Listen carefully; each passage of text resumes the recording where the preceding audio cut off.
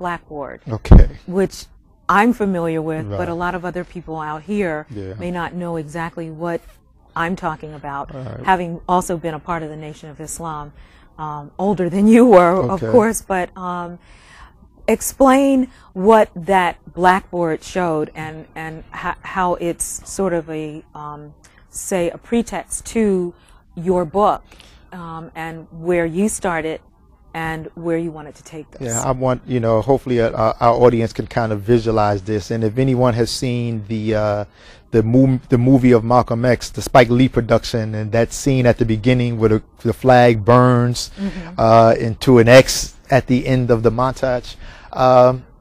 In the Nation of Islam, there was a blackboard that existed in all of the temples. Anywhere that you went throughout the country, in those temples, which ultimately evolved to mosques, you can go in and you can see this blackboard that was on the stage next to the rostrum where the minister spoke from. And on the painted side of this blackboard, you had an image on one hand that said slavery, suffering, and death. And on the other side, you saw an image that said freedom, justice, and equality. And in the middle, it said which one would survive the war of Armageddon. And anyone that knows anything about, scriptural, or biblical terms, you can do that research on your own.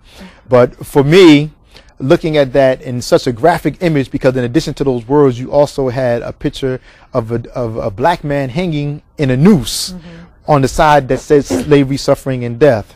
So you look at that, and again, this is in the 50s and 60s during the heyday of the Nation of Islam up until the 70s, until it began the transformation into Sunni Islam. I'm not talking about the Nation of Islam under Minister Louis Farrakhan. For me, in those formative years, that vivid image is just embedded in my mind, and it always brings me back to contrasting, first seeing that image, and then if and how the condition of our people has changed. And of course, in many cases, in most cases, they've stopped hanging our people from trees. But then you have, even in current events, the situation that has taken place in Jena, Louisiana, where some young black people were sitting in an area and they had to move, and later on we found that there was a noose hanging from one of those trees. Three nooses. So this kind of mentality still exists. So we have to ask ourselves, what are we willing to do as a grassroots community? I'm talking about those people that are involved in the Islamic faith tradition, those Christian brothers and sisters of ours, or whatever faith you may share or not share.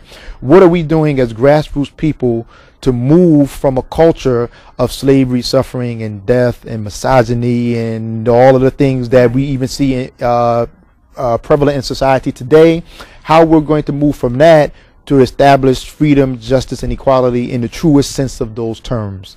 And again, meaning that in many cases, even the access to opportunity is still something that's an elusive dream